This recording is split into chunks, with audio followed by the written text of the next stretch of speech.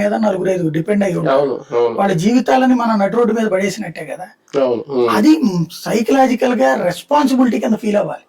అది లేనప్పుడు వస్తుంది. ఒక రకంగా ఈ పనుల్లోకి రావడానికి కూడా చాలా మంది భయపడతారు సార్. ఎక్కువ ఇప్పుడు ఉత్తరాంధ్ర జిల్లా నుంచి వస్తారు, శ్రీకాకుళం, విజయనగరం అటు సైడ్ వస్తారు.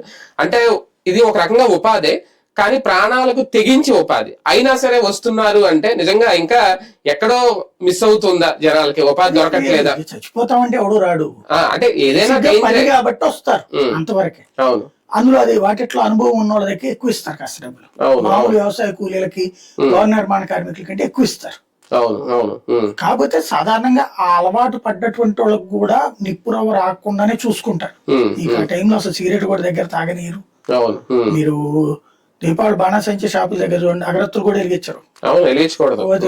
మన దేవుడి దగ్గర దీపం కూడా యువతలు ఉంటారు. అది జాగ్రత్తలు, అది ఇక్కడ కూడా తీసుకోవాలి. అసలు ఎందుకు జరిగింది అన్నది ఇంతవరకు తేలట్లేదు కదా. అంటే ఇటువంటి అంటే రీజన్ ఏంటి? ఇప్పుడు అందులో రాసింది కొన్ని పేపర్లో చూస్తే ఏదో కిలోల కొద్ది దాని మీద సుత్తితో కొట్టారు. సుత్తితో కొడితే నిప్పురవుతో వస్తే అంతవరకు తగలబడతారు తప్పించి మిగతా వాటికి అంటుకోదు. ఆ కొట్టేది వాటి మధ్యలో కొట్టకూడదు అసలు. అది సంథింగ్ ఏం జరిగిందో ఎవరికి క్లారిటీ లేదు.